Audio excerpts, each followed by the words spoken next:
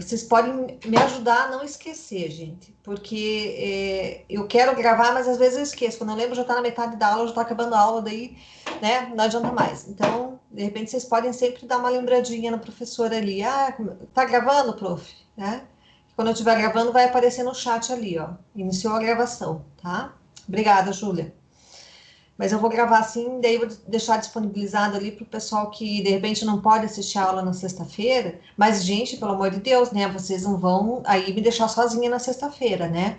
Porque senão todo mundo vai ficar na fiusa. Ah, mas a professora vai gravar, daí depois eu assisto, né? Então, não pode me deixar sozinha aqui não, tá? Senão não vou gravar mais, né? Isso aí é mais assim para quem realmente tem algum problema que não pode realmente assistir a aula na sexta-feira.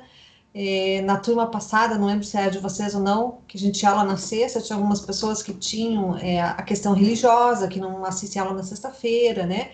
Então, são casos bem específicos, tá, gente? E até por causa das faltas também, vocês têm que cuidar, né? Pode falar, quem quer falar? Alguém quer falar alguma coisa? Não? Tá bom, gente, qualquer coisa, levanta a mão ali, tem também, tá? Tem aqui o negocinho aqui, ó, de levantar a mão, tá, gente? Se a professora estiver ali no embalo falando, tá, vocês ficarem meio, né, chateados de repente interromper, levanta a mão ali, clica no levantar a mão, que aí assim que eu parar de falar, eu já dou a vez aí para vocês, tá bom? O que mais?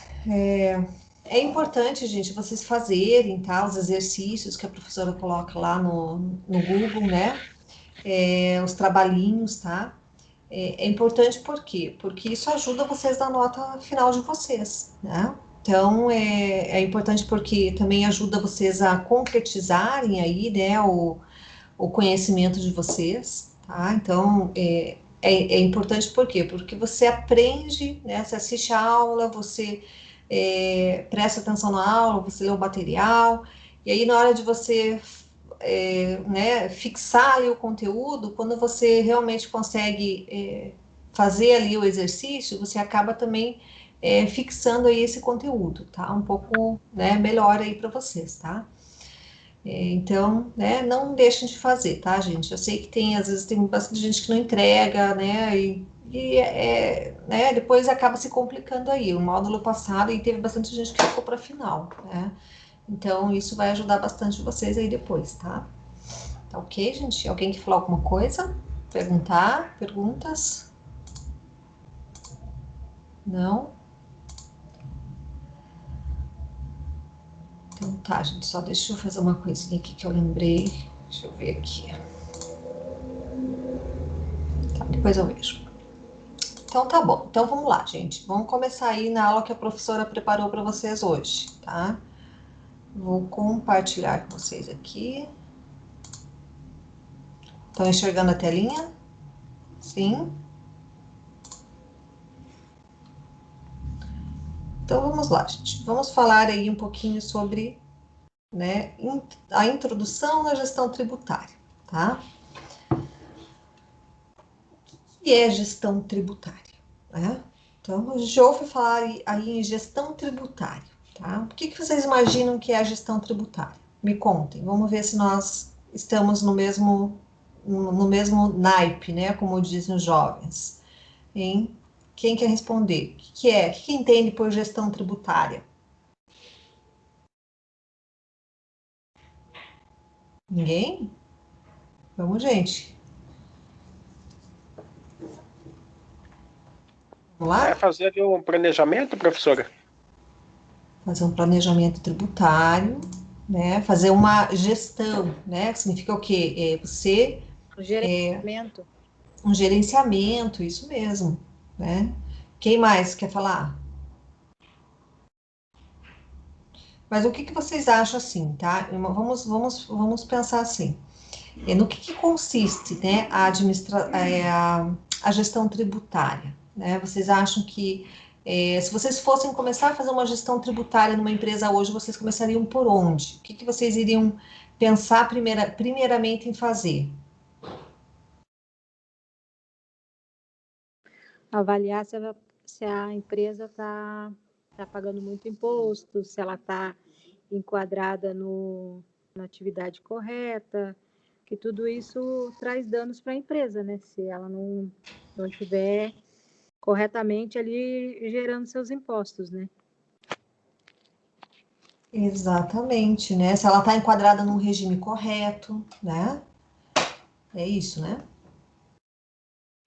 Ok, isso mesmo, gente.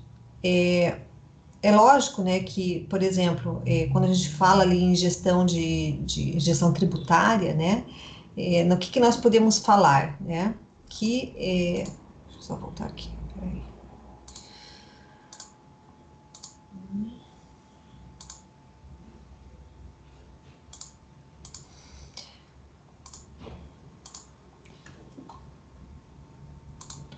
Então, o que a gente pode entender por gestão tributária? É tudo isso que vocês falaram, tá?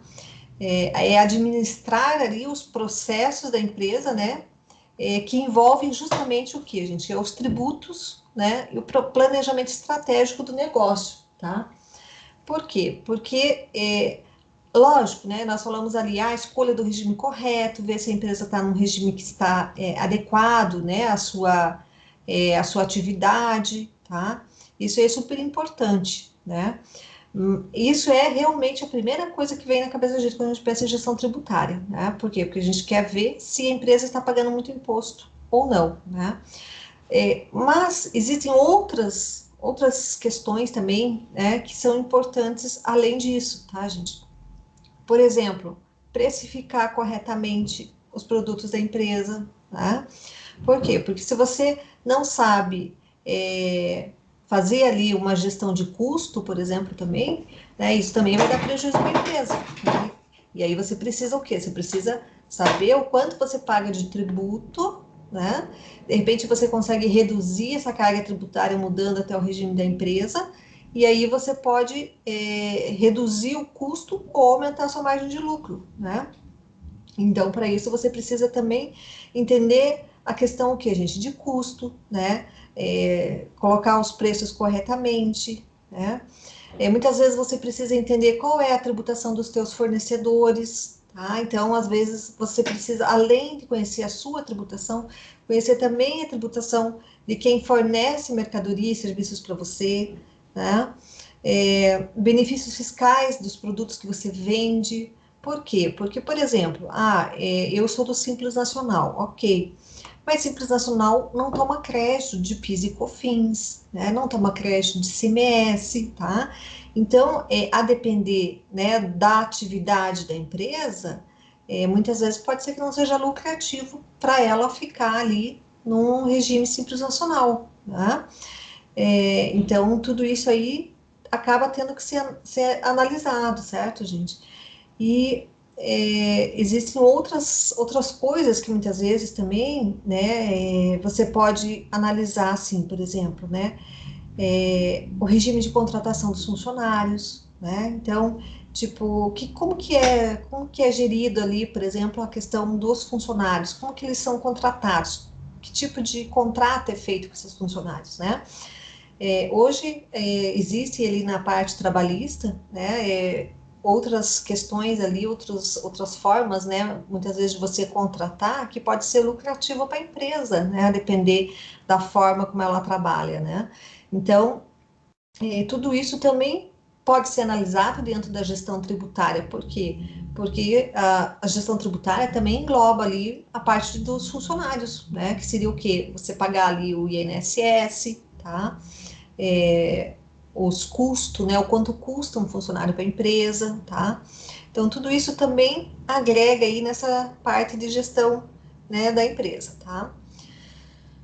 Então, gente, isso na verdade é o que? É como você conduz, né, essa rotina de gestão tributária dentro da empresa, né? Verificando ali a questão do porte, do segmento dela, né, onde ela está atuando, qual é a cidade ou estado que ela atua, né, porque muitas vezes, a depender de cada cidade, estado, vai ter ali algumas particularidades, né, em relação à parte tributária também, tá? De repente pode ser que, por exemplo, existe algum serviço que ela faz ou algum produto que ela produz, se ela for uma indústria, que pode ser que fique mais em conta, mais barato para ela, mais lucrativo, se ela terceirizar, por exemplo, né? Então, isso tudo entra dentro do que, gente? Do planejamento estratégico, tá? Mas, né, a questão principal ali, né, que envolve realmente a gestão tributária é a questão dos tributos, né, que a gente vai conversar e vamos analisar aí essa questão das tributações, né? Por quê, gente? Porque os impostos, nós temos o quê? Nós temos impostos, temos taxas, temos contribuições, né? E tudo isso ele é fundamental para compor, por exemplo, o preço do produto, né? Ou o preço do serviço, tá? E aí acabam sendo ali fundamental também na hora de fazer uma competitividade para a marca, né? Então, de repente, eu preciso que a marca do meu produto fique mais competitiva. Se eu reduzir os impostos, eu posso reduzir essa margem, né? E reduzir o preço da mercadoria e deixar ele mais competitivo, né? Então, tudo isso ajuda, né, a empresa aí, tá?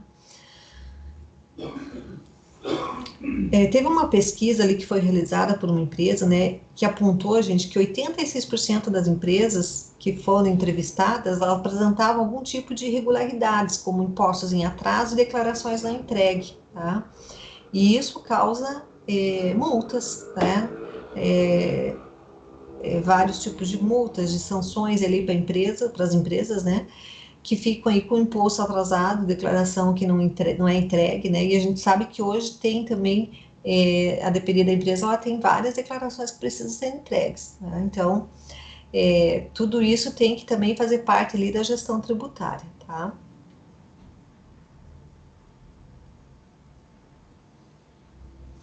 Quando você vai abrir uma empresa, né, então o que que você faz, né? No momento da abertura do CNPJ ali, você já vai olhar, né, qual que pode ser o regime mais adequado para a empresa, né?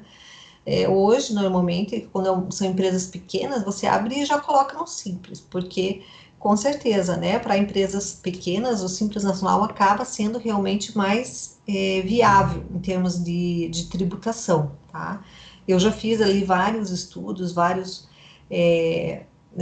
trabalhos ali em relação a isso, e realmente o Simples Nacional ele acaba sendo realmente mais lucrativo ali, né, mais barato para as empresas pequenas, tá? Agora, quando a empresa é muito grande, realmente, né, acaba, muitas vezes, como eu falei, dependendo da atividade dela, não sendo lucrativo, tá? Mas normalmente, então, eu vou abrir uma empresa, né? No momento que eu abro o CNPJ, se é uma empresa pequena inicialmente, normalmente você já coloca no Simples, tá? Mas o correto é você, todo ano ali, fazer uma análise, né? Fazer uma análise e verificar se continua sendo, né, lucrativo para essa empresa ficar no Simples Nacional, porque de repente, quando ela inicia, né, vantagem para ela estar no Simples, mas futuramente, a depender do tipo de atividade dela, né, da contratação tamanho da quantidade de funcionários que ela possui, né, então muitas vezes acaba fugindo aí desses benefícios, tá? Nós temos hoje, gente, então, praticamente três tipos de regimes tributários, né? O Simples Nacional, lucro presumido e lucro real, tá? Existe aí também o lucro arbitrado, né? Só que o lucro arbitrado ele não é uma opção do contribuinte, né? Ele é arbitrado quando a empresa tem algum problema e ela não possui ali ela não tem como demonstrar, como comprovar o lucro efetivamente que ela teve, né? Então aí acaba tendo esse arbitramento. Mas não é um tipo de regime que a empresa escolha, né, fazer, tá? Então, o que ela pode escolher hoje são esses três tipos de regime, né? Simples Nacional, lucro presumido e lucro real, né? O Simples Nacional é para quê, gente? Para empresas, né, com faturamento ali de até 4.800.000 anuais, né? Mas ela possui ali algumas restrições de atividades, né, na hora de fazer a constituição societária, tá? Apesar que hoje, né, o Simples Nacional abrange quase todas as empresas, né? Então, o Simples Nacional deixa de abranger ali apenas as empresas, a parte mais de empresas de factoring, empresas que trabalham com empréstimos, né? tipo banco, mais esse tipo de empresa, tá? As outras atividades, quase todas elas já entram ali no Simples, né? O único problema é que, a depender da atividade, ela acaba muitas vezes ficando no anexo, que é mais alto, né, a tributação.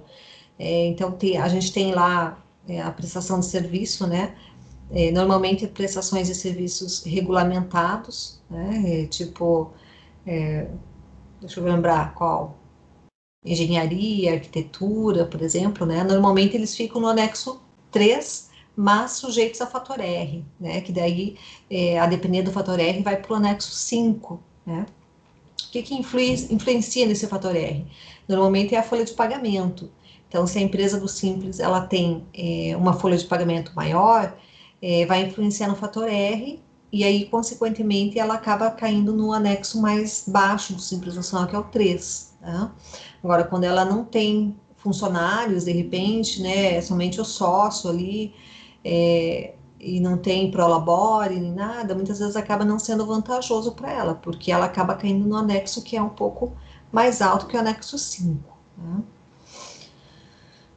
Aí nós temos o lucro presumido, que é para faturamento de empresas de até 78 milhões no ano.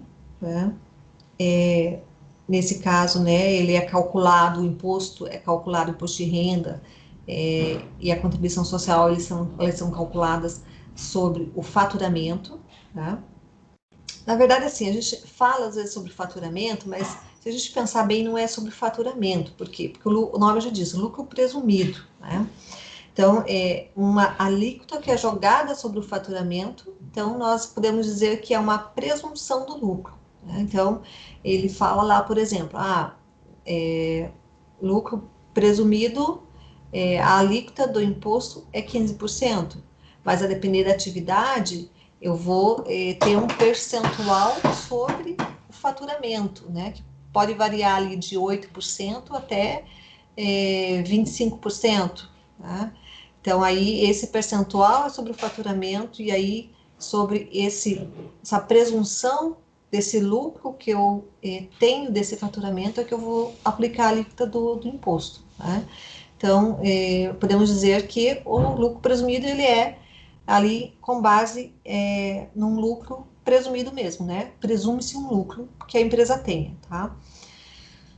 E são alíquotas fixas, né, que são determinadas de acordo com a atividade, tá? Então, ele ingesta um pouco a empresa, né? Por quê? Não te dá margem para fugir, né? Não te dá margem para você, de repente, trabalhar em cima disso, né? É aquele ponto final, tá? O lucro real, aí já não tem limite de faturamento, né? Então, existem algumas atividades que são obrigadas ao lucro real, tá? E o que é legal desse regime é que você calcula o imposto realmente, efetivamente, sobre o lucro real que você tem, né? Então, apesar de ser um regime, assim, digamos, para empresas maiores, né? Porque a tributação acaba sendo mais alta, mas é um regime mais justo, né? Por quê? Porque você está pagando realmente sobre o lucro real, né? Então, se você não tem lucro, você não paga, né? Se você tem prejuízo, você não paga, né? Você ainda pode compensar, né? Eu sou a favor de que todas as empresas deveriam tributar no lucro real, porém com alíquotas ali diferentes, né? Para depender aí né, do tamanho da empresa, né? Porque é lógico, se pegar uma empresa pequena e aplicar um lucro real para ela, muitas vezes não vai ser vantajoso. Mas por quê? Porque todo mundo deveria calcular um imposto realmente sobre o seu lucro real, né? É realmente um regime mais justo, né? Ok? Então, é muito comum, né, a gente ver ali os empreendedores que estão aí no início da jornada, né, sempre pedir a constituição da empresa no Simples, tá? Enquanto o faturamento está aí dentro desse limite permitido, né? E realmente essa opção ela costuma ser mais vantajosa no início, tá? Mas, né, tem que sempre analisar para ver se continua sendo, né, futuramente aí nos próximos períodos também uma forma vantajosa, tá? Por quê, gente? Porque você vai ter que entender o quê? Você vai ter que entender quais são os benefícios fiscais que essa empresa tem, né? Créditos fiscais que ela pode obter, né? Então, existem algumas coisas que ela acaba, às vezes, abrindo mão ali quando ela está no Simples Nacional, né? Então, tudo isso tem que ser colocado ali na ponta do lápis, né?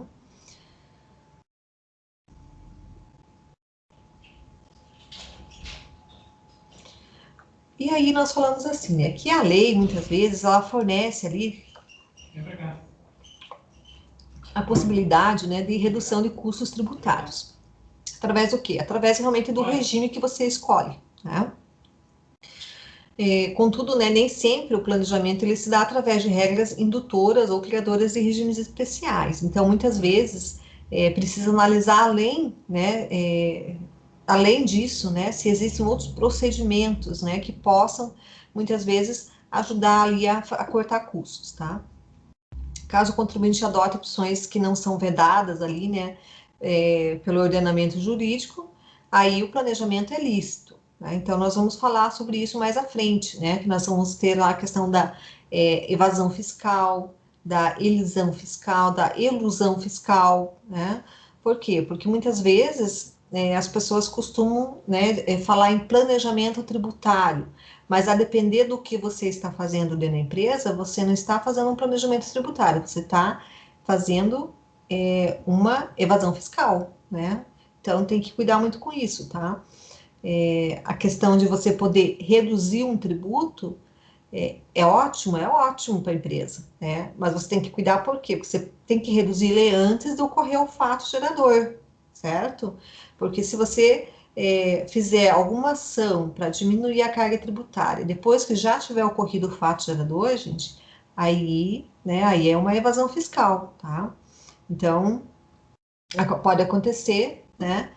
E se isso acontecer realmente, aí vai dar a entender realmente que a empresa está sonegando, né? E aí tem toda a questão de penalidades aí, né? Se de repente a empresa realmente recair nessa questão aí de sonegação, certo?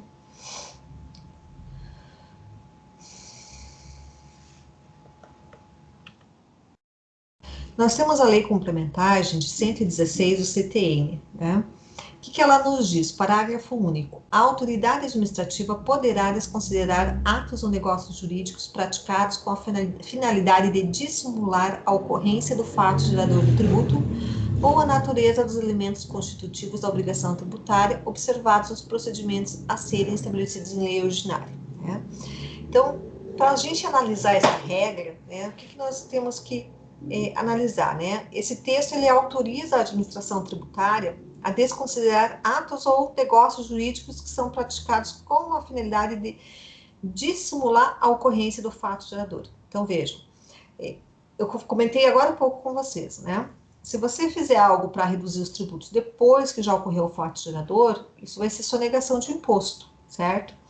Porém, também existe algumas possibilidades das empresas fazerem, por exemplo, terem uma conduta, né, para dissimular a ocorrência do fato gerador, tá? E isso também pode ser considerado ali uma sonegação, certo, gente? Por quê? Porque eu posso, de repente, fazer um procedimento para que o fato gerador não ocorra, tá? Então, existe toda uma questão que precisa ser observada, certo? Porque muitas vezes eu estou fugindo do fato gerador. E se eu fizer isso, eu também vou estar fazendo aí uma sonegação, tá?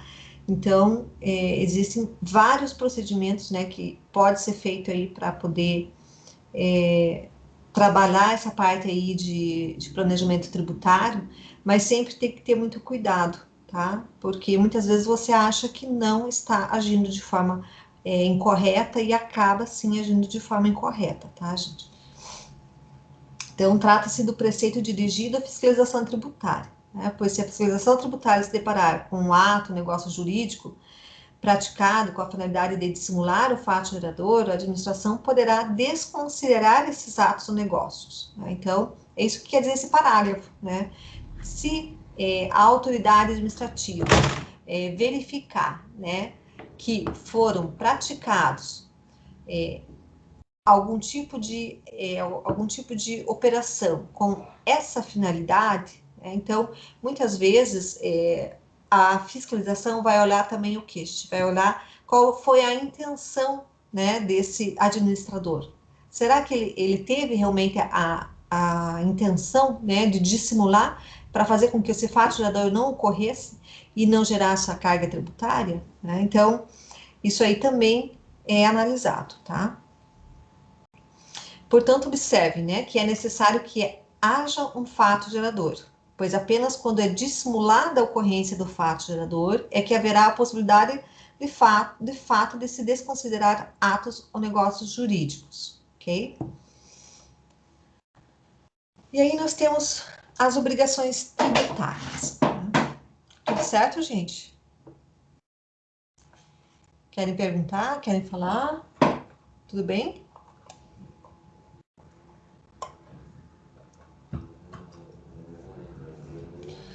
Obrigações tributárias. Em direito tributário, a obrigação pode assumir as três formas previstas pelos civilistas. A obrigação de pagar o tributo ou a multa, caracteriza-se como uma obrigação de dar dinheiro. As obrigações de escriturar livros fiscais e de entregar declarações tributárias são obrigações de fazer. E as obrigações de não rasurar a escrituração fiscal e de não receber mercadorias sem os documentos fiscais previstos na legislação, que são obrigações de deixar de fazer. Né? Então, vejam, existe a obrigação de pagar o tributo, tá? Que é uma obrigação que você tem de dar o dinheiro. Existe a obrigação de fazer, que são a questão ali das escriturações, da emissão da nota fiscal, né, das declarações tributárias que a empresa precisa fazer. E existe também a obrigação de não deixar de fazer, né? Então, são obrigações de não receber, por exemplo, mercadorias sem documento fiscal, né? Não rasurar uma escrituração fiscal, tá? Então, isso também entra, né, como uma obrigação ali no direito tributário, tá?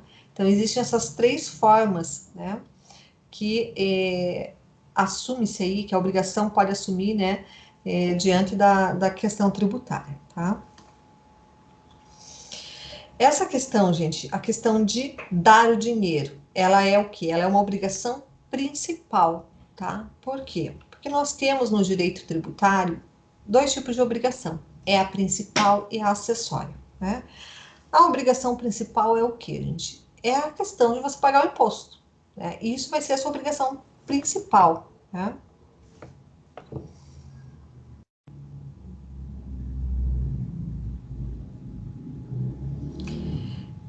Aí a gente fica falando assim, ah, tá, mas então, professora, se pagar imposto é a obrigação principal, qual que é a obrigação acessória? A obrigação acessória é, por exemplo, emitir uma nota fiscal, enviar uma declaração, tá? Por exemplo, imaginem vocês num carro, por exemplo, né? O aparelho de um som automotivo que está instalado num carro.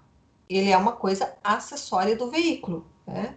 Se você vender o automóvel, ele é vendido sem ressalva. O aparelho de som faz parte do contrato, vai junto. Depende, algumas pessoas tiram o som, né, gente? Eu já vi gente que coloca aqueles sons maravilhosos no carro, na hora de vender, tira, né? Porque o som às vezes vale mais que o carro, né? Mas é um exemplozinho ali, né? Então, gente, nessa linha, né? Se uma determinada obrigação ela é nula, nula também será a sua respectiva cláusula penal, a multa, né? Por quê? Porque o acessório segue o destino do principal. Então, se não há o débito, não há a multa, né? Então, sempre a obrigação acessória vai seguir a obrigação principal, né? Por isso que a gente chama de obrigação acessória, né? Mas temos sempre que ter em mente que a obrigação principal é pagar, gente. Pagar o imposto, pagar a multa, pagar né, os juros, tá? Então, em direito tributário, tanto um crédito, né, quanto os respectivos juros e multas são consideradas obrigações principais, tá? Tanto que, às vezes, vocês podem ver assim, ó, surge um parcelamento, né, do governo federal aí, e eles fazem aquele refis, né? E aí a pessoa ficou devendo ali 10 anos, né? Faz 10 anos que está devendo lá para a Receita, né? Na hora de colocar o valor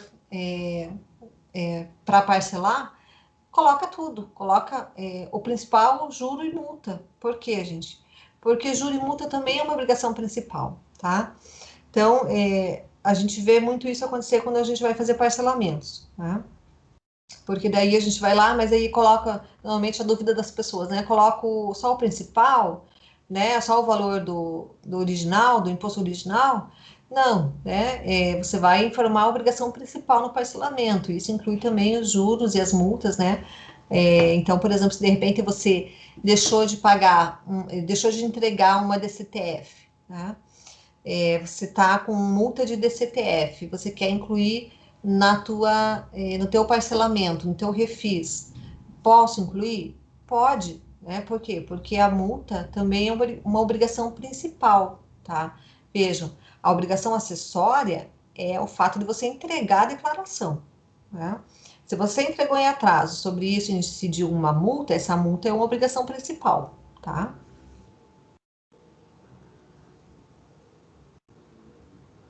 Por quê, gente? A multa, ela é o quê? Ela é a sanção por um ato ilícito, certo? A multa, na verdade, ela é o que o tributo, por definição legal, está impedido de ser, né? Então, ela é uma sanção por um ato ilícito, tá? Porém, ali a obrigação de pagar a multa tributária, ela foi tratada ali pelo Código Tributário Nacional como uma obrigação principal, tributária principal, tá? Então, nós podemos dizer que a multa tributária não é um tributo, né? Mas a obrigação de pagá-la tem natureza tributária, tá? Então, mas a multa não é tributo, professora. Mas a obrigação de você pagar essa multa tem aí, né, uma natureza tributária. Então, é por isso que ela é classificada como uma obrigação principal, né? Então, o que nós podemos, né, resumir aqui dessa história que a professora contou para vocês, né? Que a obrigação tributária principal tem por objeto o pagamento de um tributo, né, ou penalidade pecuniária, e o CTN acabou ali por definir que tal obrigação é sempre de dar dinheiro, jamais de fazer ou deixar de fazer algo. Então, tenham em mente assim, gente, obrigação principal é a obrigação de dar dinheiro. Então, se é um tributo que eu fiquei devendo, que eu tenho que pagar, se é uma multa, né, por uma entrega de uma declaração acessória que eu não entreguei, eu tenho a obrigação de dar dinheiro. Quando eu tenho a obrigação de dar dinheiro, é a obrigação principal, tá? Quando eu tenho a obrigação de fazer algo, né, que seria emitir a nota fiscal, que seria enviar a DCTF, enviar a ECF, tá? Aí é uma obrigação acessória, eu não estou dando dinheiro, eu tenho a obrigação de fazer, tá, ok? Vamos lá. Obrigação, resumindo, né? Obrigação tributária. Então, quais são as espécies? Nós temos ali a espécie principal, tá? Que é de natureza patrimonial, né? Por que patrimonial? Porque eu preciso tirar um patrimônio meu, eu preciso dar um dinheiro que eu tenho, tá? Para poder quitar aí essa obrigação, né? Então, o objeto é pagamento de tributo ou pagamento de penalidade pecuniária. A obrigação acessória, ela é não patrimonial, né? Então, eu vou ter a obrigação do quê, gente? De fazer, por exemplo, escriturar livros fiscais, entregar declarações tributárias, ou de não fazer, né? Então, não rasurar a escrituração fiscal, não receber mercadorias desacompanhadas de documento fiscal, tá? E o objeto seria o quê? Prestações positivas ou negativas de interesse da arrecadação ou fiscalização, tá?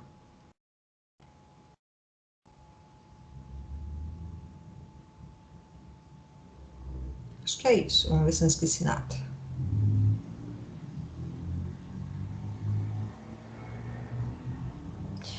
O que a gente tem que lembrar também é que, assim, existem vários exemplos, né, que a gente pode citar aí de obrigações acessórias, tá? Que independem, muitas vezes, tá, da existência de uma obrigação principal, né? Por quê? Porque muitas vezes a gente liga a obrigação acessória com uma obrigação principal, né? Então, por exemplo, vendi uma mercadoria, eu tenho a obrigação principal de pagar o imposto e a obrigação acessória de emitir a nota fiscal. Então, a obrigação acessória está atrelada à obrigação principal, tá? Mas não é sempre que isso ocorre, né? Pode ocorrer de existirem obrigações acessórias, né? Que eu vou ter que fazer, e isso independe ali da existência e uma obrigação principal, né? Ó, por exemplo, nós temos ali, no próprio CTN nos traz, né, um exemplo, tá? Ele coloca, por exemplo, que para o gozo, né, da imunidade, por exemplo, as entidades que são imunes, né, elas precisam, né, manter a escrituração de suas receitas e despesas em livros, né, revestidos de formalidades que sejam capazes de assegurar sua exatidão, né? Então, isso é o quê? É uma obrigação acessória, né? Ela tem a obrigatoriedade de escriturar os livros, né? Se fossem circunstâncias normais, né, não possui obrigação, não, ela não possui, na verdade, obrigações principais, né? Por quê? Porque ela é imune, né? Então ela não paga imposto, tá? Mas não é pelo fato dela não pagar imposto que ela não vai deixar de ter também a obrigação acessória, que é de fazer ali, de entregar, né, as declarações para a Receita Federal, Estadual, Municipal, tá? Então, nem sempre, né, a obrigação acessória tem que estar atrelada ali à obrigação principal, tá?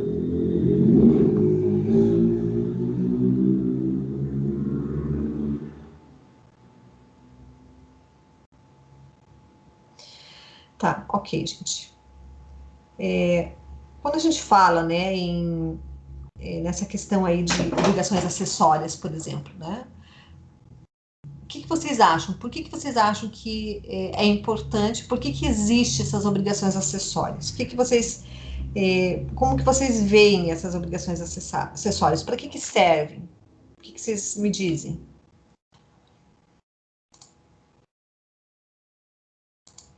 Hein? Para que servem as obrigações acessórias, gente? Para a empresa cumprir as obrigações para o fisco, né, professora? Cumprir as obrigações para o fisco, isso mesmo. Mas o que é importante? Para quem que é importante isso? Quem que quer saber o que está acontecendo na empresa? É o fisco, né?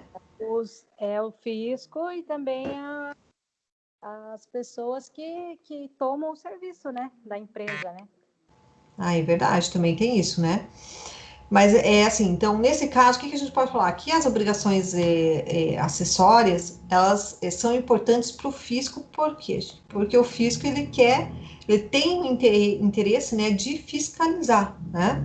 Então, para o fisco fiscalizar a empresa, né, fiscalizar para ver se a empresa está arrecadando os tributos de forma correta, né, ele vai conseguir fiscalizar de que forma? Através das obrigações acessórias que ela entrega, né? Então, isso possibilita ali, né, o cumprimento aí dessas fiscalizações, tá? Por exemplo, a declaração do imposto de renda, né? Ela facilita o cálculo do montante a ser recolhido, possibilita a verificação por parte do fisco da correção do procedimento adotado pelo contribuinte, né? Então, quando você faz a sua declaração de imposto de renda, hoje em dia existe até aquela declaração pré-preenchida, né? Não sei se alguém já fez, já usou, né?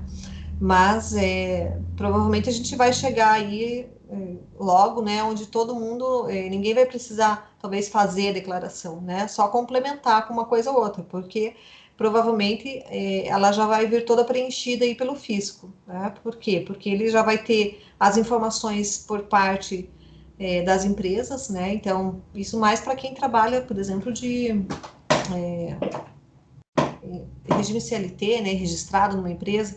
E aí, realmente, ela já vai ter todas as informações. Na verdade, ela vai fazer a declaração e vai mandar para você confirmar, né? Então, hoje, o que ela faz, gente? Ela facilita, né, para que você possa calcular o teu imposto, tá? Aí você vai, né, calcular ali, vai, né, de repente vai colocar as suas despesas que você precisa, que você tem ali para você poder deduzir alguma coisa, tá? E quando dá alguma inconsistência, a Receita, né, grita lá, né? Põe teu CPF na malha fina. Então, nós temos aí a questão das entidades imunes, que também, que nem eu falei já atrás ali, existem as obrigações acessórias. Por quê? Porque o fisco também tem interesse, né, em fiscalizar essas entidades, tá? E verificar realmente se elas estão, né, dentro da imunidade, da isenção, né? Para poder não pagar os impostos, né, gente? E também tem também a questão, por exemplo, das entidades imunes isentas, que a gente fala assim, elas não pagam imposto. Elas não pagam imposto sobre o que elas arrecadam, né? Sobre as receitas próprias delas. Mas, muitas vezes, elas tomam serviços, tá? Então, quando elas tomam serviços de empresas, a depender do serviço que elas estão tomando, muitas vezes vai ter ali, por exemplo, retenção do imposto de renda, a retenção do INSS, né? Então, elas acabam também fazendo aí recolhimento de imposto, mesmo não sendo delas, né? Então, essas declarações que essas entidades precisam enviar para o fisco, serve também para quê, gente? Para o fisco fiscalizar as empresas que estavam ali prestando serviço, né, para essas entidades, né? Aí nós temos a DIRF, por exemplo, né? O que é a DIRF? É a declaração do imposto retido na fonte, né? Então, se alguém prestou um serviço para uma entidade e sofreu retenção do imposto de renda, ou se essa entidade tem funcionários, né, e sobre os salários dos funcionários existe a retenção do imposto de renda, isso tudo vai ser informado na DIRF, tá? Então, o fato dela ser isenta ou imune, né, não a desobriga, né, de enviar ali as declarações, tá? Elas podem, de repente, também deixar de esquecer, deixar de entregar uma declaração e acabar sendo multadas, tá? Então, elas acabam aí também, de repente, sofrendo ali, tendo ali a obrigação principal, que seria de recolher a multa, né? Que daí seria a obrigação delas, realmente, pelo fato delas terem deixado ali de recolher, tá? Determinado tributo, né? Vamos ver aqui.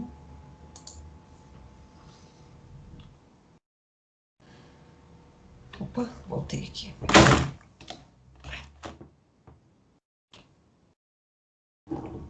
Ok, então vamos avançar mais um pouquinho.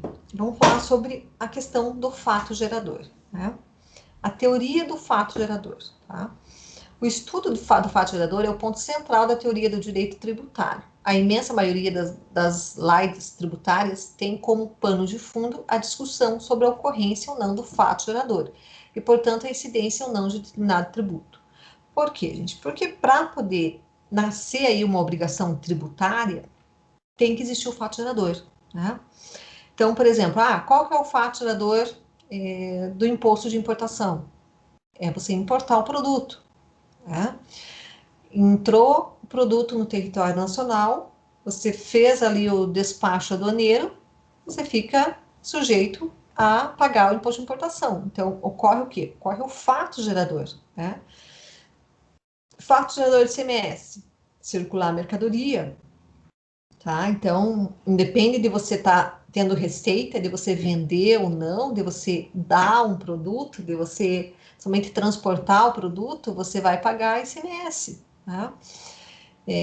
Então, ocorre o quê? Ocorre o fato gerador, né? Fato gerador do imposto de renda. Eu obter rendimentos, né? Então, obtive rendimentos. Já ocorreu o fato gerador, né? E aí, essa é uma discussão, né, grande ali em torno da ocorrência ou não do fato gerador, tá? Então, isso acontece bastante aqui na parte de direito tributário, tá? Por quê? Porque é justamente uma discussão que envolve aí se ocorreu ou não fato gerador em determinadas ocasiões, tá?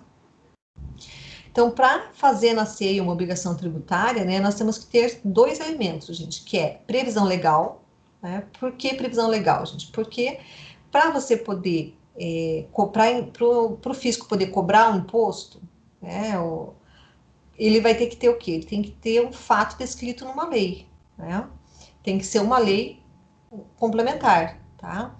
A lei complementar é a lei que vai poder ali discutir e trazer, né, a exigência, tá, de um novo tributo, vai poder aumentar, né, a alíquota de um determinado imposto. Então tem que ser tudo com base na lei, né? Então por isso que tem que ter uma previsão legal, tá?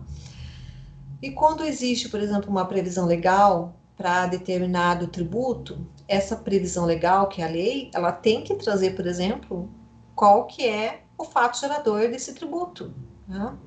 Se não tiver a descrição do fato gerador, não há como justificar a cobrança do tributo, né? Eu preciso saber quando é que eu vou ter que pagar aquele imposto, né? A partir do quê? Então, eu preciso saber o fato gerador desse tributo, tá? Então, a legislação tem que trazer, né, qual é o fato gerador do tributo que ela está querendo cobrar, né? Então, são dois elementos que eu falei: previsão legal, né, então tem que ter na lei, e o fato jurídico, tá? Por quê, gente? Porque daí não basta apenas ter a lei, né? É necessário que alguém no mundo real pratique um ato, né, uma conduta que justifique a existência desse tributo, né? E isso nós chamamos de fato jurídico, tá? Então, aí, se eu tiver esses dois elementos, que é a previsão legal e o fato jurídico, né, aí sim está nascendo o fato gerador, tá? Por quê? Porque existe uma previsão legal para o imposto de importação, por exemplo, tá? Eu não importei mercadoria. Eu não vou pagar imposto de importação, não importei nada, né? Ah, mas eu importei mercadoria. Ah, então tá. Então agora eu pratiquei um ato nesse mundo real, né, que justifica a incidência do imposto de importação, tá? Então eu estou fazendo um fato jurídico, né? Então a previsão legal mais o fato jurídico faz nascer aí o fato gerador do imposto, tá?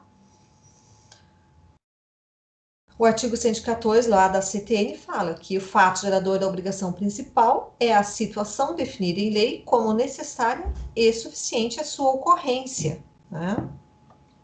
Para que nasça aí a obrigação tributária, o fato jurídico ele precisa ter três aspectos previstos na hipótese de incidência: o aspecto material, o aspecto espacial e o aspecto temporal, tá? O que é material, gente? Material, eu vou perguntar o quê, né? O que é, né? Espacial, onde é, né? E o temporal, quando aconteceu, tá? Então eu preciso ter esses três aspectos para poder fazer nascer aí a obrigação tributária, tá? Somente realmente quando esses três critérios conhecidos existirem, né, nós podemos dizer que surgiu aí a obrigação tributária, tá? Por exemplo, se eu sou proprietário de um veículo automotor, né, não basta só cumprir o aspecto material, que é ser proprietário de um veículo, né? Eu tenho que cumprir o aspecto espacial, é onde, né? Tem que ser dentro de um estado brasileiro, tá? Temporal, quando? É no primeiro dia do ano, tá? Então, se eu sou no primeiro dia do ano ali, tenho a posse de um veículo automotor dentro de um estado brasileiro, aí sim já nasceu aí a obrigação tributária, que é de pagar aí o IPVA, né? Então, isso é uma relação jurídica entre o sujeito passivo e o sujeito ativo, tá?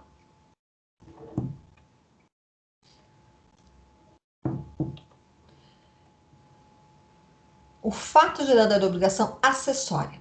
Por quê? Porque nós falamos do fato gerador da obrigação principal, né? Então, qual que é a obrigação principal? O fato gerador da obrigação principal é a situação definida em lei como necessária e suficiente para a ocorrência daquele fato gerador, né? Então, são todas aquelas situações necessárias, né, que precisam estar presentes ali para configurar aquele fato, né? Então, são requisitos verdadeiros, né? Então, por exemplo, a entrada de uma mercadoria em território nacional é a situação necessária para a ocorrência do imposto de importação. Entretanto, para que a obrigação nasça, também é necessário que a mercadoria seja estrangeira, né? Então, se eu não tenho como, se eu for lá no porto buscar uma mercadoria que não é estrangeira, não vai ter o imposto de importação, por quê? Porque ela não está vindo do estrangeiro, né? Então, é por conta desse raciocínio aqui que o dispositivo legal, ele afirma que a situação é definida não só como necessária, mas também como suficiente ali para surgir a obrigação principal, né? E quando eu falo em obrigação acessória, tá? Aí a CTN define, né, em seu artigo 115, o fato gerador da obrigação acessória como qualquer situação que, na forma da legislação aplicável, impõe a prática ou abstenção de ato que não configure obrigação principal, né? Aqui o raciocínio já é bastante simples, né? E pode ser entendido com um pouco mais facilmente, né? Vamos dar um exemplo aqui para ficar mais fácil. Nós temos ali da legislação do imposto de renda, por exemplo, né? Quem no dia 31 de dezembro de determinado ano teve a posse ou a propriedade de bens e direitos, inclusive terra nua, de valor superior a 300 mil reais, é obrigado a entregar a declaração de rendimento no ano subsequente, tá?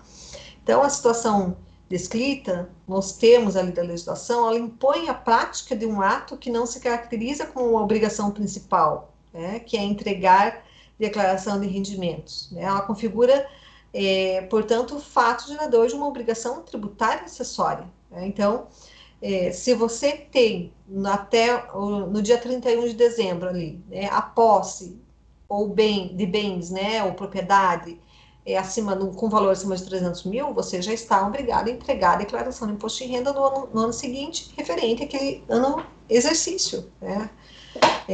Então, e essa obrigação é o quê? É uma obrigação acessória, né? Então, existe aí a diferença entre o fato gerador, né, de uma obrigação principal e de uma obrigação acessória, tá?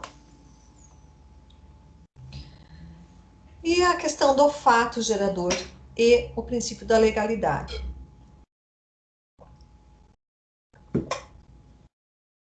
Como visto, o Código Tributário Nacional exigiu que o fato gerador da obrigação tributária principal fosse uma situação definida em lei, né? Então, ao tratar aí, né, do fato gerador da obrigação acessória, quando o Código ele se referiu, né, de maneira ampla à legislação e não ao termo restrito da lei, né? Em resumo, ele quer dizer o quê, gente? Que nos estritos termos disciplinados ali pelo Código Tributário Nacional, a definição legal da situação que constitui aí o fato gerador da obrigação principal deve ser necessariamente por lei, ou um ato de igual hierarquia, né? De repente, uma medida provisória, tá?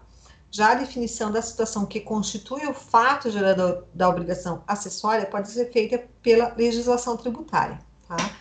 Por quê, gente? Porque, que nem eu falei, se você vai criar um tributo ou um imposto, né? Se você vai aumentar uma alíquota de um imposto, por exemplo, tem que ser através de uma lei ou de uma medida provisória, né?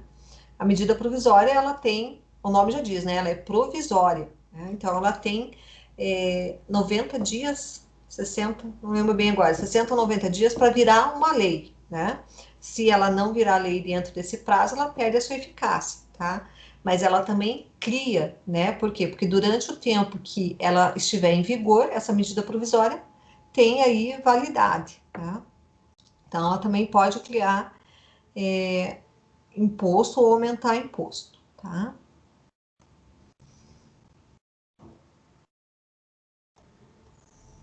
E a questão do momento, né? O momento da ocorrência do fato gerador, né? Quando que ocorre o fato gerador? Então, o ponto central aí do estudo do direito tributário é essa teoria do fato gerador, né? Saber se, em caso positivo, quando ocorreu o fato gerador é a questão de maior importância dentro dessa matéria, né? Tanto para o fisco quanto para o contribuinte, né? Por quê? Porque eu preciso saber, ocorreu o fato gerador? Ocorreu. Então, quando ocorreu, né, esse fato gerador, tá? Então, nesse ponto, vai ser analisado o aspecto temporal da obrigação tributária. Lembra que nós falamos lá? O que, quando e onde, né? Então, aqui eu vou analisar o aspecto temporal, que é quando ocorreu, né? Ou seja, o momento em que está sendo, né, considerada ali nascida essa obrigação tributária, tá? Eu preciso verificar, né, o momento em que ocorreu esse fato, né, para poder saber quando que eu tenho que pagar esse imposto, né? E aí, nesse aspecto, o Código Tributário Nacional divide os fatos geradores em dois grandes grupos, né? Um compreende os definidos com base em situação de fato e o outro compõe aqueles definidos com base em situações jurídicas, tá? Aí vai depender do enquadramento do fato gerador numa dessas duas hipóteses, tá? Então, diferentes serão as regras relativas ali ao momento em que o mesmo se tem por completo e acabado. Então, quando eu defino o fato gerador de um tributo, tá? o legislador ele escolhe uma situação de relevância. E uma situação de relevância econômica, normalmente, né? Como base ali para poder ter essa incidência. E a opção, normalmente, ela recai sobre uma das tradicionais bases econômicas da tributação, que seria o quê? A renda, o patrimônio, o consumo, né? Então, a escolha ela não é livre. Por quê, gente? Porque ela decorre de uma prévia atribuição constitucional dessa competência, né?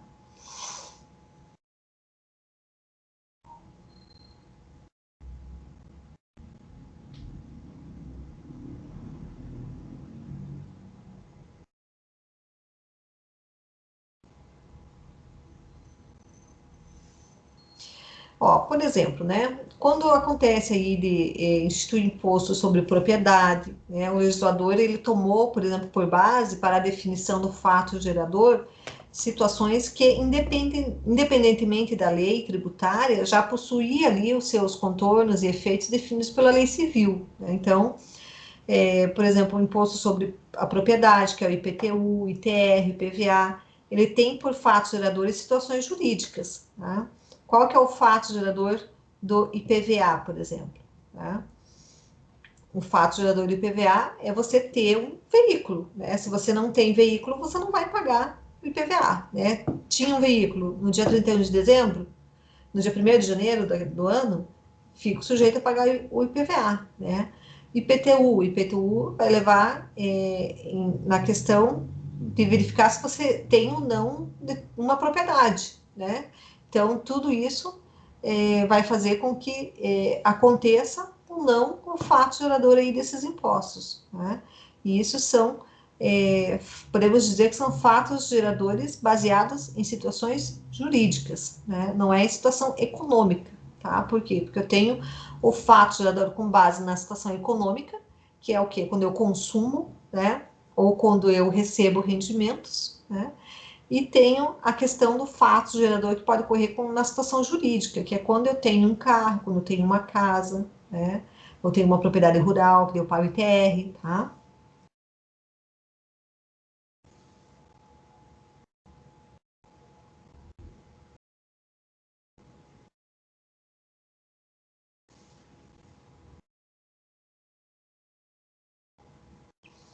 Ok.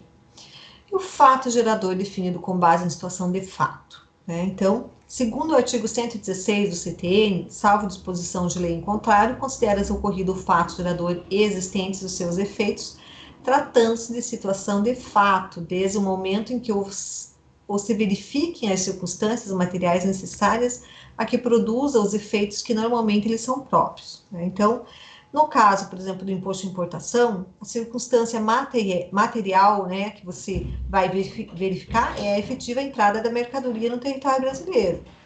Ou seja, se ela cruzou a fronteira, adentrou nas águas territoriais, ingressou no espaço aéreo, né, isso já vai fazer nascer ali, né, a obrigação tributária, né? Porém, tá, gente, muitas vezes, como é que eles vão instalar, por exemplo, né, uma fiscalização alfandegária na linha imaginária que vai definir o mar territorial brasileiro ou o respectivo espaço aéreo, né? Então, a gente sabe que o fato gerador ocorre porque entrou uma mercadoria estrangeira no território nacional. Mas eles não vão ficar lá no ar fiscalizando, lá no meio do mar fiscalizando, né? Então, foi justamente por isso que quando o legislador foi, né, criar o imposto de importação, tá, ele optou por utilizar a cláusula que possibilita executar a regra, né, salvo, entre aspas, né, salvo disposição em contrário, né, e aí ele estatuiu aí na legislação aduaneira que para efeito do cálculo do imposto, considera-se ocorrido o fato gerador na data do registro da declaração de importação da mercadoria, né, que é submetida a despacho para consumo, tá? Então, por quê? Porque a gente fala, entrou a mercadoria no território nacional, já existe o imposto de importação, tá? Mas só vai acontecer o fato gerador, né, a partir do momento do registro da declaração de importação, tá? Que nem eu falei, por quê? Porque não tem como fiscalizar a entrada do espaço aéreo, não tem como fiscalizar a entrada do mar territorial, né? Não vai montar uma alfândega lá e ficar cobrando imposto, né? Então, o imposto, o fato gerador desse imposto ocorre realmente na hora da declaração ali da DI, né? Que a gente fala declaração de importação, do registro, tá? E o fato definido como base em situação jurídica, tá? Então, vejam, quando eu falo aqui, ó, em fato, gerador definido com base em situação de fato, é isso que eu... lembrem desse exemplo que eu dei para vocês da questão do imposto de importação, tá? Quando eu falo em fato gerador definido com base em situação jurídica, aí nós temos ali, no artigo 116, tá, também, que fala sobre... fala assim, ó, salvo disposição de lei em contrário, considera-se ocorrido o fato gerador existentes os seus efeitos, tratando-se de situação jurídica, desde o momento em que esta esteja definitivamente constituída nos termos de direito aplicável, né? Então, aí, neste caso, como a situação ela já é disciplinada por outro ramo da ciência jurídica, para verificar realmente, né, a questão aí do evento que está definido na lei como fato gerador de tributo, aí o que a gente busca? Busca ali na questão do direito aplicável a estipulação do momento em que a situação está definitivamente constituída, né? Então, se de repente o legislador ele quer saber, o intérprete, ele quer saber ali quando a propriedade do imóvel está definitivamente transferida para efeito de configurar, por exemplo, o fato gerador do ITBI ou do ITCMD, né? Ou para efeito de modificar ali o sujeito passivo dos impostos, quando a gente fala do IPTU e do ITR, a resposta vai estar onde? Vai estar na lei civil, tá? Por quê? Porque eu tinha uma propriedade, vendi essa propriedade. Então, hoje eu não tenho mais, eu não sou mais a devedora do IPTU daquele imóvel, né? Então, isso é uma situação que vai estar definida com base numa situação, um fato gerador que vai estar definido com base numa situação jurídica, tá? Essa situação jurídica vai estar aonde descrita, gente, na regra civil, tá? A partir do momento que eu transmiti esse meu bem para outra pessoa, eu já não sou mais, né, já não tenho mais o fato gerador desse imposto, eu passei para outra pessoa, né? Então, a lei civil, nesse caso, é o que nós falamos, vai ajudar a gente a definir aqui o fato gerador com base numa situação jurídica, né?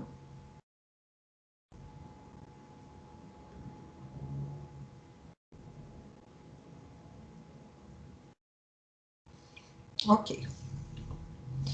E aí, gente, nós temos aqui também, pessoal, coloquem ali o nome de vocês e a turma, por gentileza, para dar presença para vocês.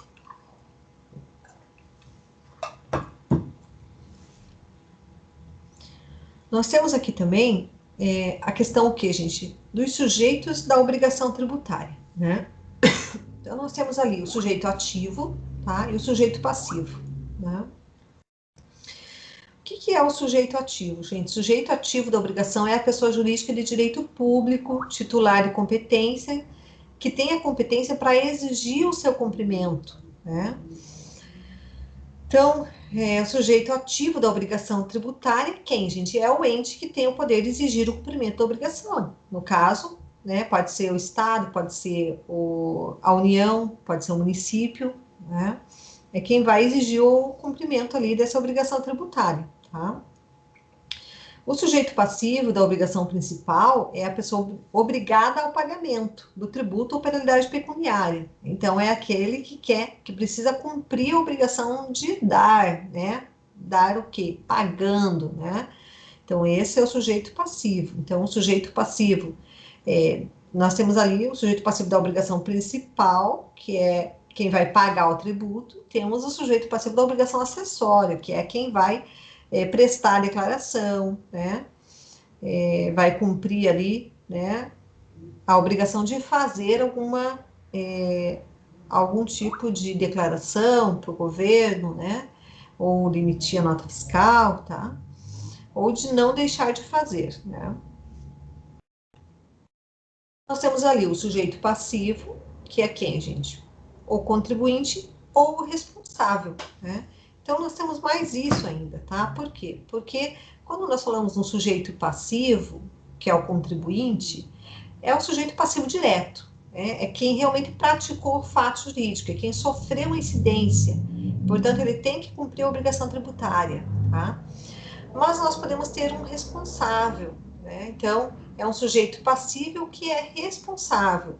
Então, é quando ele, sem revestir ali a condição de contribuinte, a sua obrigação decorre da disposição expressa em lei. Por quê, gente? Nós vamos falar na próxima aula sobre responsabilidade tributária, né? Então, por exemplo, nós temos lá a questão da retenção do imposto de renda, por exemplo, né? Você trabalha na tua empresa lá, recebe o teu salário, já vem lá com o desconto do imposto de renda, ok? Você está pagando imposto de renda, mas quem que é o responsável por recolher aquele imposto? Você não recolhe, quem recolhe é a pessoa jurídica que está pagando o teu salário, né? Então, nesse ponto, existe a figura do responsável, né? Do sujeito passivo também, que não é o contribuinte, mas que é o responsável legal por cumprir aquela determinação, por recolher aquele imposto, tá? E nós temos em outras condições também, por exemplo, na questão do ICMS e substituição tributária, né? Então, existe, a legislação, ela pode, muitas vezes, atribuir a um terceiro a responsabilidade de recolher o tributo, tá? Um terceiro que esteja envolvido na operação, né? Então, não pode atribuir a um terceiro que não está envolvido naquela operação, mas, por exemplo, você vende mercadoria para uma outra empresa em outro estado. Muitas vezes você tem que, depender da situação, recolher o quê? O ICMS e substituição tributária. Então, muitas vezes, a obrigação não seria sua, mas você vai fazer isso porque a legislação está determinando que você é o responsável por recolher aquele imposto, tá? Isso se dá ali com vários tipos de impostos, ok? Mas a gente vai falar na próxima aula, eu acredito, sobre a responsabilidade tributária. A gente tem bastante coisa interessante aí na matéria. Aí nós vamos entrar aqui na questão da capacidade contributiva, tá? Aí agora nós vamos lá para a Constituição Federal. Então, o que a Constituição Federal fala para a gente lá no artigo 145? Que sempre que possível os impostos terão caráter pessoal e serão graduados segundo a capacidade econômica do contribuinte, facultado à administração tributária, especialmente para conferir efetividade a esses objetivos, identificar respeitados os direitos individuais e, nos termos da lei, o patrimônio, os rendimentos e as atividades econômicas do contribuinte, né? Então, gente, isso, né, tecnicamente, né, de repente teria sido melhor ali se o legislador ele tivesse se referido, por exemplo, à capacidade contributiva, né, e não à capacidade econômica aí do contribuinte, né, porque quem manifesta riqueza demonstra capacidade econômica, né, mas às vezes a tal riqueza não pode ser atingida pelo poder tributário do Estado, né. Então, são casos ali em que a capacidade econômica ela não coincide com a capacidade contributiva, né? Então, por exemplo, né, um milionário turista americano que passa férias no Brasil, ele tem uma capacidade econômica, né, mas ele não pode ter seus rendimentos tributados no país, não possui uma capacidade contributiva, né? Então, às vezes, se a gente olhar, né, a questão da redação ali que foi adotada, né, a gente, né, verifica que ela não foi aí muito precisa, né? Então, essa redação adotada, né, apesar de não ser a mais precisa, não está errada, né? Por quê, gente? Porque ela qualifica a capacidade econômica com a expressão do contribuinte. Então, ela quer dizer o quê? O legislador conseguiu, né, transcrever aí, né, essa questão de prever, né, a tributação com base na capacidade contributiva, tá? Por exemplo, né, para o direito tributário, é irrelevante a capacidade civil das pessoas, tá? Ah, é um bebê, ele recebe uma pensão alimentícia, né? A mãe teve um filho lá com o Neymar, né? E aí o Neymar paga uma pensão, uma bolada aí, né, de pensão para o filho dele. Então, gente, essa criança, ela tem que pagar imposto de renda, né? Então, independente dela ser bebê, né, dela ter 2 anos, 1 ano, ou ser recém-nascido, tá? Ela vai ter que pagar imposto de renda, né? Então, aqui a capacidade civil da criança não vai interferir em nada, né? Não é por causa disso que ela vai ficar livre de pagar o imposto, tá? Então, uma criança também pode, né, ser destinatária ali de tributos, tá?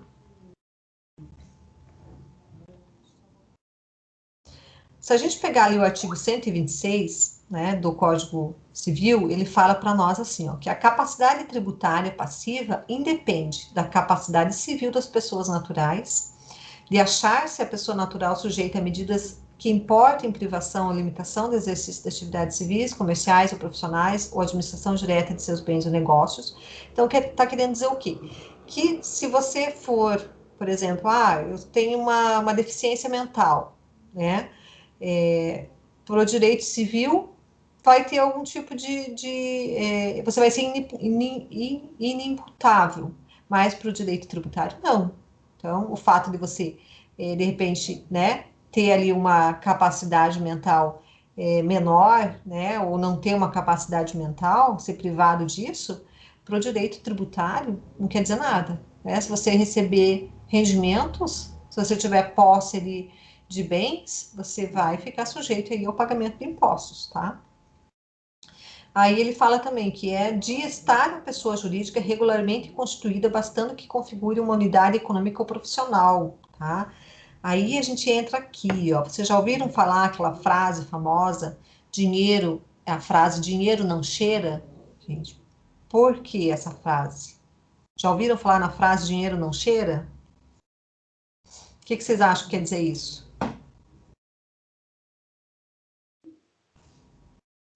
Nunca ouvi, acho, essa frase. Nunca ouviu essa frase? Não tô lembrado, não. E dinheiro tem cheiro? Pois é, acho que não. Hoje a gente nem sente o cheiro de dinheiro, né, gente? Porque a gente nem usa dinheiro, né? Tudo é cartão, não é verdade? Verdade. Daqui a pouco não vai mais existir o dinheiro mesmo, né? Mas o que ela quer, o que querem dizer com isso, gente? Quando a gente fala assim, o dinheiro não cheira. Por quê? Porque eu falei para vocês ali que o Código Civil, ele fala, ó, a capacidade tributária passiva independe de estar a pessoa jurídica regularmente constituída, tá? Então, quer dizer o quê? Para o Estado, o dinheiro, para o Estado, para a União, né, para o país, o fato do dinheiro estar vindo de um ato lícito ou ilícito, não interessa, tá? Um bicheiro, ele também tem que pagar imposto de renda, tá? Aí você vai falar assim, nossa, mas como, né? Ele está praticando um ato ilícito, porque o jogo do bicho é ilícito, tá? Mas isso aqui, digamos assim, o fato dele estar praticando um ato ilícito pelo fato do jogo do bicho ser proibido, por exemplo, é uma questão penal, né? Aí já vai para o direito civil, tá? Para o direito tributário, você vai ouvir o quê? Vai verificar o quê? Se ele teve rendimentos, tá? Ele teve rendimentos, não importa de onde ele teve esse rendimento, ele tem que pagar imposto de renda, tá? Então, por isso que existe essa frase que fala o dinheiro não cheira, porque para o Estado, para a União, o dinheiro não tem cheiro, gente. Se vejo uma atividade lícita ou ilícita, ocorreu o fato gerador, né? Teve o rendimento, tem que pagar imposto, tá? Então, a gente fala, né, que, por exemplo, o bicheiro, né, deveria pagar imposto de renda, tá? Que mais? Dinheiro de corrupção, por exemplo, tá? Se pegarem alguém com a questão da corrupção, por exemplo, ele vai responder civilmente, né, pelos atos que ele fez. Mas o Estado, né, o Estado brasileiro, que eu digo, pode cobrar imposto sobre esse dinheiro. Por quê? Porque se ele recebeu um dinheiro, ele não declarou que recebeu, né, ele está omitindo, tá? Daí ele fala, mas o dinheiro é meu, né? Mas você recebeu, né? Você pode ter recebido de uma fonte ilícita, mas recebeu. Então, ocorreu o fato gerador. Então, o imposto é devido, tá? Então, independe, né, de onde está vindo esse dinheiro, vai existir ali a questão do imposto, né? E aí, a legislação tributária, ela também faz uma classificação ali, tá, desses impostos, né? Então, nós podemos ter os impostos que são reais ou pessoais, né? Quais são os impostos reais, gente? reais, os impostos reais, né, eles não levam em consideração os aspectos pessoais, né, aspectos subjetivos, ou seja, ele incide objetivamente sobre determinada base econômica, né? Por exemplo, nós temos lá o IPTU, o IPVA, o ITR, o IPI, o ICMS, né? Por exemplo, o sujeito passa ali o ano inteiro juntando dinheiro para comprar uma televisão, né? Sonhar da televisão. Ele vai pagar imposto embutido junto no preço, né? Então, o mesmo valor do ICMS que o milionário, né, vai pagar se ele adquirir esse aparelho, o pobre também vai pagar quando adquirir esse aparelho, tá? Então, existem impostos que não levam, né, digamos assim, a questão pessoal, né, contributiva ali da pessoa em consideração, né? Por quê? Por exemplo, se você compra mercadoria no mercado, vai lá compra arroz ou feijão no mercado, um milionário vai lá e compra arroz ou feijão no mercado, ele vai pagar o mesmo preço que você está pagando, né? Então, esse imposto que está sendo cobrado sobre essa mercadoria não está levando em consideração, né, o fato de você ser mais rico ou ser mais pobre, né? Agora, por exemplo, o IPVA, né? O IPVA, quando você paga, por exemplo, você vai pagar de acordo com o valor do seu carro, né? Então, se eu tenho um Fusquinha, né, veinho, dependendo se não for aquele placa preta lá, né, que é considerado antigo, que daí o IPVA é alto, mas se for um Fusquinha aí veinho, né, eu vou pagar o IPVA, muitas vezes nem pago o IPVA, né? Por quê? Porque dependendo do ano do carro, eu tenho a isenção, né? Agora, se eu tiver uma BMW, eu vou pagar um IPVA mais alto.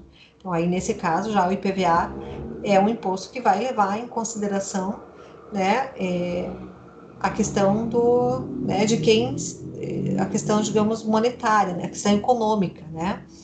O IPTU também, né? Então, o rico não, o rico, que eu digo, né, um milionário que tem uma mansão, né, ali no Batel, ele não vai pagar o mesmo imposto que você paga, na tua casinha aqui em Colombo, tá? Então, são IPTUs diferentes, tá? São impostos, existem os impostos que levam, né, em consideração os aspectos econômicos, né, do contribuinte, e existem os impostos que não levam em consideração esses aspectos, né? Aí, se a gente analisar, por exemplo, a questão do imposto de renda, né, então, nós podemos dizer que o imposto de renda, ele é um imposto que leva em consideração, né, é um imposto personalizado. Por quê? Porque ele leva em consideração quanto você ganha, né? Não existe uma tabelinha no imposto de renda. De acordo com o teu rendimento, você paga uma alíquota maior, né?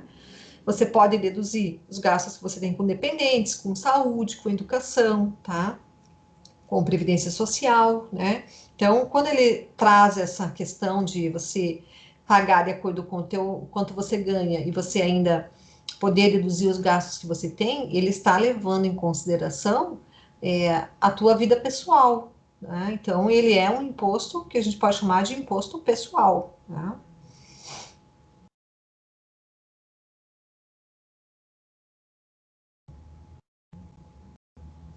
Então, o legislador, né, quando ele elaborou aí as leis, né, ao elaborar as leis, né, que instituem impostos, obrigatoriamente, ele deve sempre verificar a possibilidade de conferir aí esse caráter pessoal ao tributo, tá? Então, é o que diz o nosso próprio Código Tributário, né?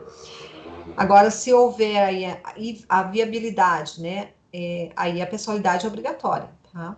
Então, sempre analisar, quando vai criar um imposto, ele sempre tem que analisar se existe a possibilidade de fazer com que esse imposto seja um imposto pessoal, né? Aí leva sempre pelo caráter pessoal, tá?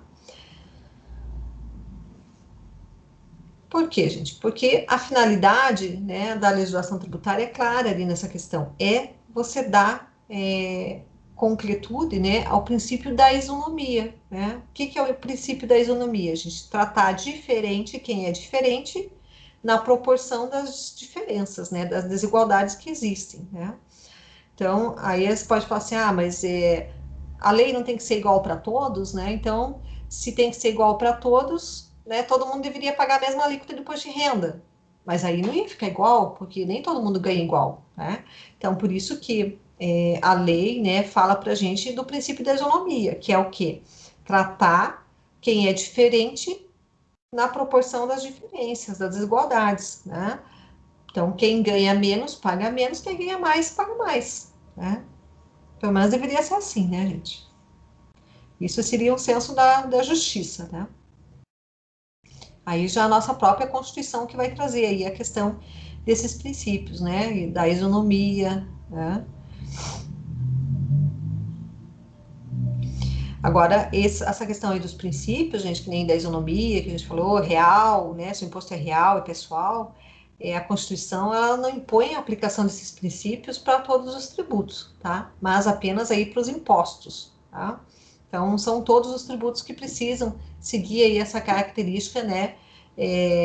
As características que a Constituição traz lá da isonomia, né? De serem impostos pessoais, tá? Apenas realmente a questão dos impostos. Então, outros tributos ali que não entram na definição de imposto, tá?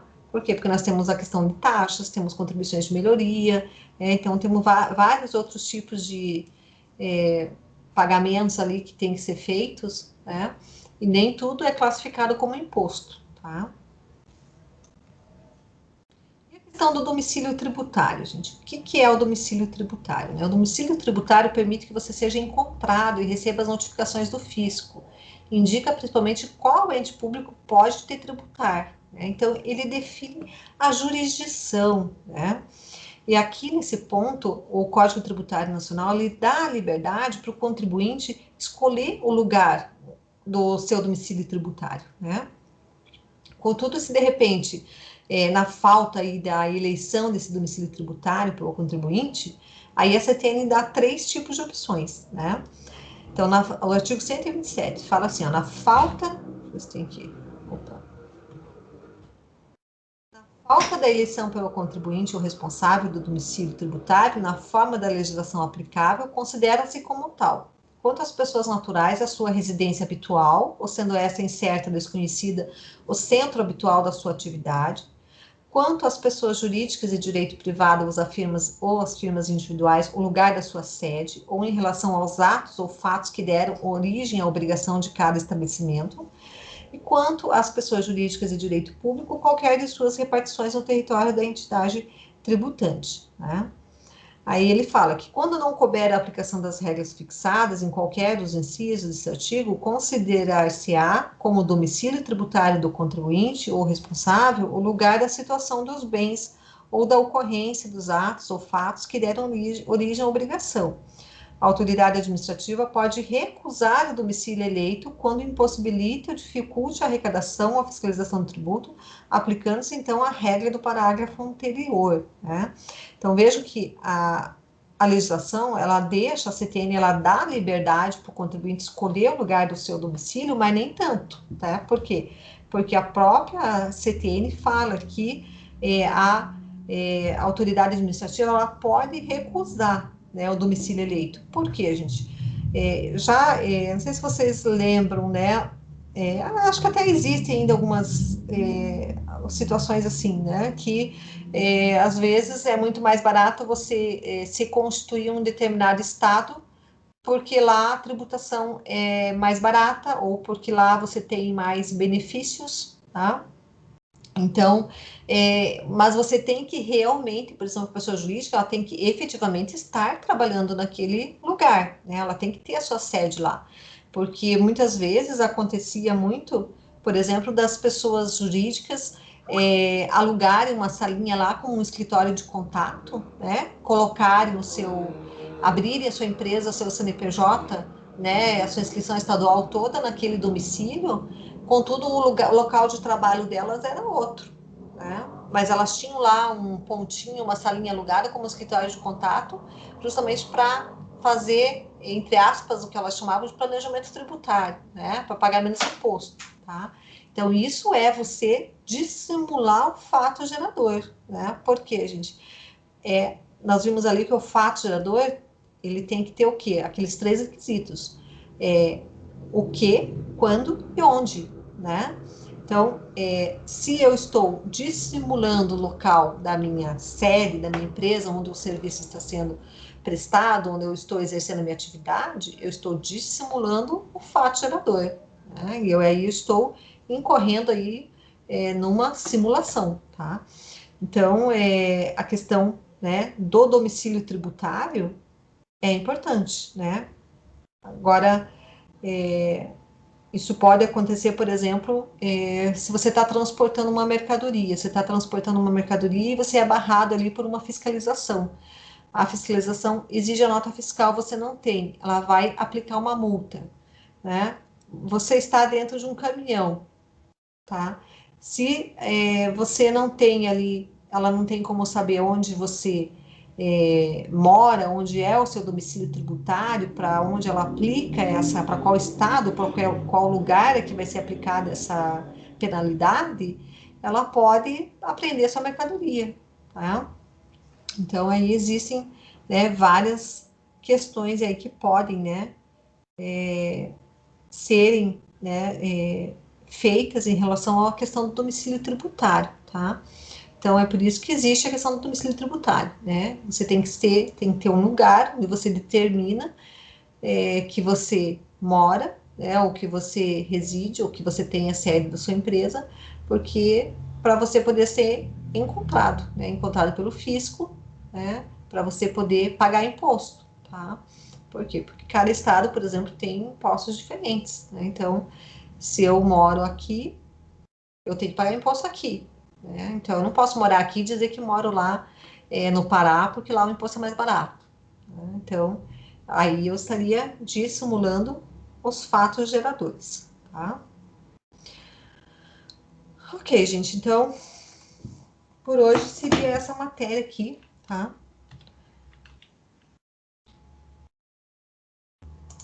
Deixa eu só voltar aqui. Pessoal, então assim, ó, ali no Google Classroom, quem não, de repente não entrou, gente, eu mandei, tá aqui no chat, tá? Deixa eu ver aqui, cadê? Ó, o código da turma, tá? Tá ali no chat, gente. Entrem ali, tá? Façam o cadastro, se vocês não fizeram ainda nessa turma, porque é importante, porque a professora vai postar material, porque a gente vai se comunicar através ali do Google Classroom, né? Temos o grupo no WhatsApp também, tá, gente? Então, se alguém não participa ainda, peça para participar ali, ou peça para alguém falar comigo, se alguém não tiver incluído. Por que é importante ficar no grupo, gente? Porque a gente manda informações, então, às vezes, vai ter aula, não vai ter aula, né? A gente vai fazer uma revisão, ou, né, vamos prorrogar a entrega de algum trabalho, tá? Então, o grupo ali é bom por quê? Porque vocês recebem normalmente a mensagem na hora, né? E é uma coisa que vocês olham com frequência, então é mais difícil de deixar passar, tá? Então, é importante que vocês façam parte ali, né? Quem já faz parte do grupo sabe que a gente não fica ali mandando, né, mensagem de bom dia, boa tarde, boa noite, todo dia enchendo o saco e enchendo, né, a caixa postal de todo mundo. Então, a gente só fala realmente os assuntos que interessam, tá, gente?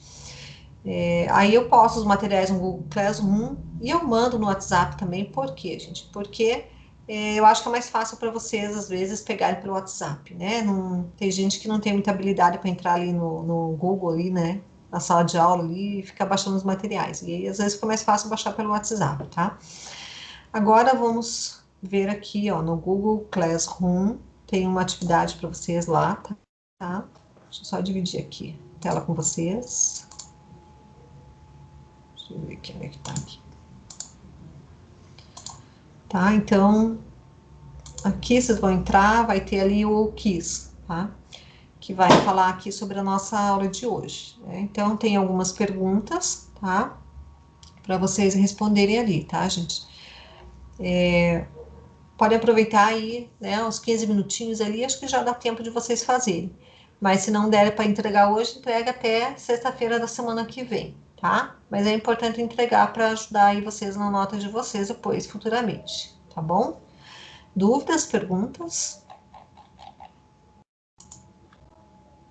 Não?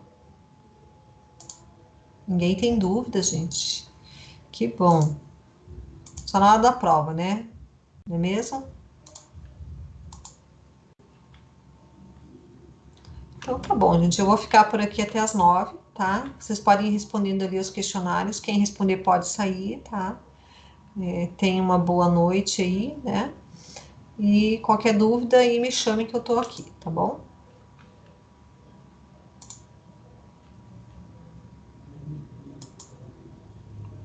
Oi, professor. Oi? A recuperação a senhora corrigiu já?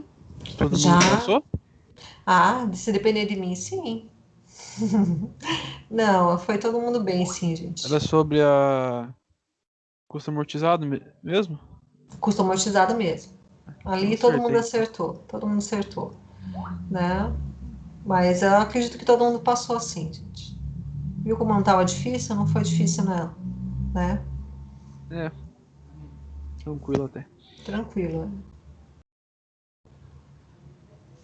Mas então tá bom, gente. Qualquer dúvida me chame, tá? Tô aqui até as 9. Se quiserem bater papo também.